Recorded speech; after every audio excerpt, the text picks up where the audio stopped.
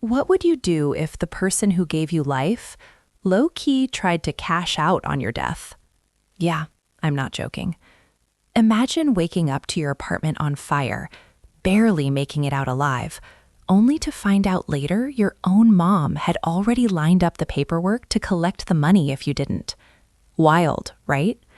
And when I confronted her, she didn't apologize. She blamed me. This isn't just family drama. This is betrayal on a whole different level. So if you think blood always means loyalty, think again. Hit like, subscribe, and stick around, because this story, it gets crazier the deeper you go.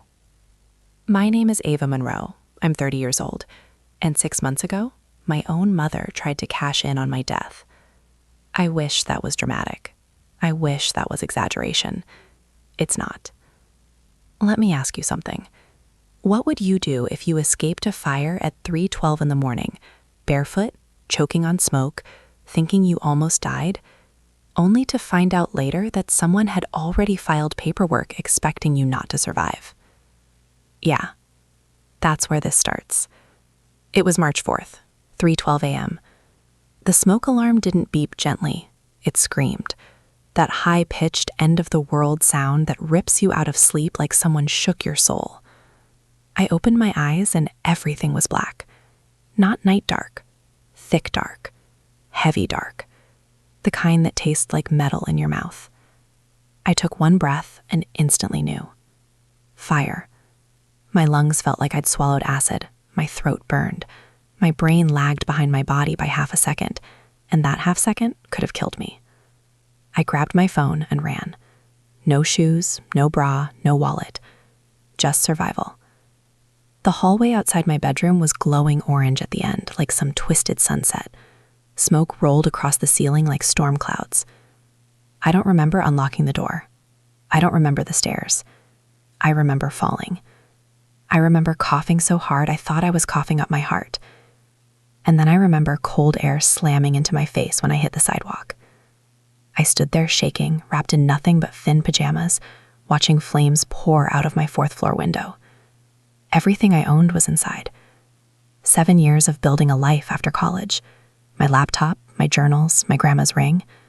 Photos I never backed up because I'll do it later. Later never came. A firefighter walked up to me. "Ma'am, are you the tenant of 4C?" I nodded. He didn't sugarcoat it. It's a total loss. Total loss. That phrase hits different when it's your life.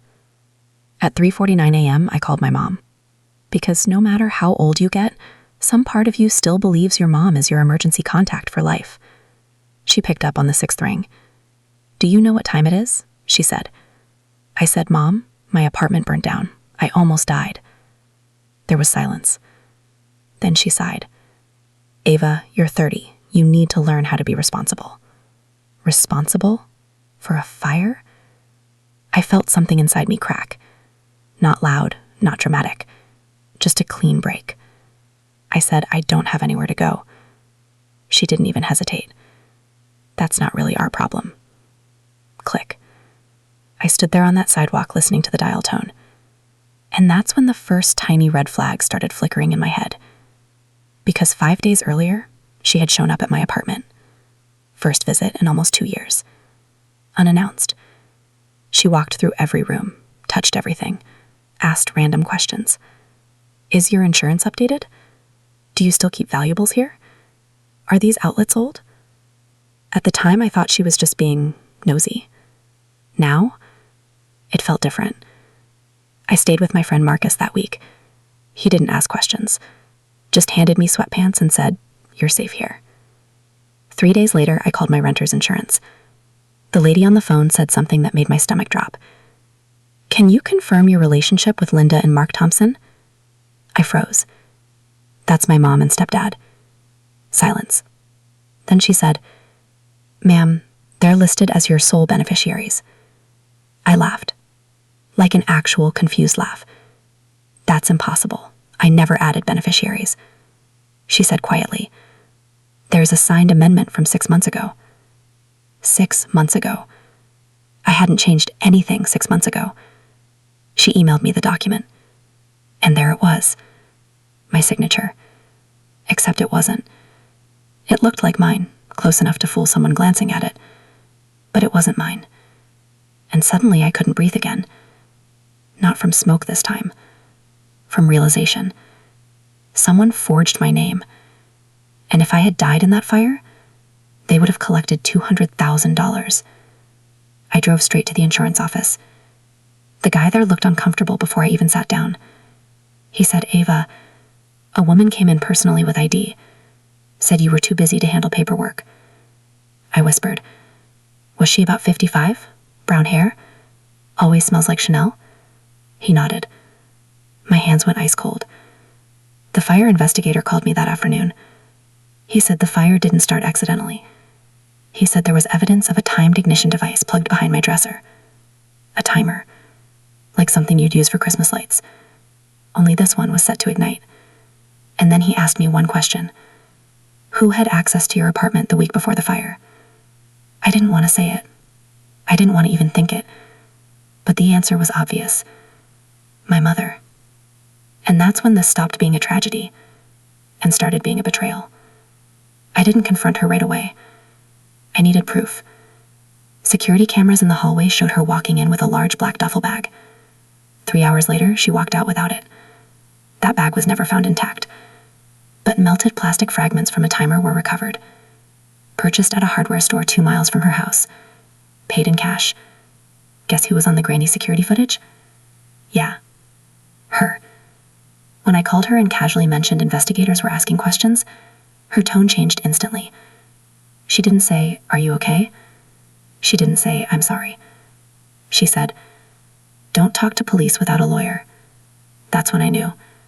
In my bones. She wasn't worried about me. She was worried about herself. And then she did something even lower. She called my job. Told them I was having a mental breakdown after the fire. Told them I was paranoid, unstable, making accusations, trying to make sure no one believed me before I even spoke. That part? That hurt worse than the fire. Because burning my apartment was about money. But trying to destroy my credibility? That was personal. The arrest happened in her living room, in front of extended family she had gathered to support me. She was mid-speech about my delusions when the doorbell rang. Police. Warrant. Handcuffs. And I watched my mother's face collapse when she realized the game was over. My stepdad flipped instantly. It was her idea, he said. Always funny how loyalty disappears when cuffs show up. She got 6 years. He got probation for cooperating. And me? I got $187,000 after legal fees. People think that part feels good. It doesn't. Money doesn't replace childhood memories. It doesn't replace trust. It doesn't replace the idea that your mother would never choose cash over you. I moved into a new place. Smaller. Safer. Therapy helped, so did boundaries. I blocked prison mail after the first letter came begging for forgiveness. "You're still my baby," she wrote. No. You don't try to kill your baby for insurance money. That's not desperation. That's a decision. And here's what nobody tells you. The fire didn't destroy me. It revealed everything. It showed me who runs towards you when you're in flames, and who lights the match. If you're still listening right now, if you've ever been gaslit by someone who is supposed to protect you, if you've ever been told you're crazy for noticing red flags, you're not crazy. You're aware. And awareness is dangerous to people who rely on silence. Drop a comment if you've ever had to protect yourself from family. And if this hit you in the chest a little, hit like, subscribe. Because stories like this matter. I thought prison would be the end of it. 6 years, close chapter, move on, heal, build a life that didn't smell like smoke and betrayal. I was wrong. 3 months after she was sentenced, the first letter came. The envelope looked small, harmless. Return address, State Correctional Facility. My hands actually shook opening it, not because I missed her, because some tiny, traitorous part of me still hoped the words inside would say, "I'm sorry. I don't deserve forgiveness." They didn't. It started with, "You have to understand why I did what I did." No accountability, no remorse. Just justification. She wrote about financial pressure, about how hard it is to raise an ungrateful child, about how she knew I would survive because I was always dramatic. She said the fire got out of hand. Got out of hand. Like she spilled a drink. Like she forgot to turn off the stove. Not like she set a timer behind my dresser and went home to sleep. I didn't respond. 2 weeks later, another letter. This one's softer. I still love you. That sentence did something to me. Because here's the ugly truth nobody likes to admit. Even when someone hurts you in unforgivable ways, part of you still wants your mom. Not the real one. The idea of her. The version you needed but never got. I took the letters to my therapist. She said something that stuck with me. Love without safety isn't love. It's attachment. That hit. Because my entire childhood suddenly made sense. The conditional praise. The public comparisons. The quiet punishment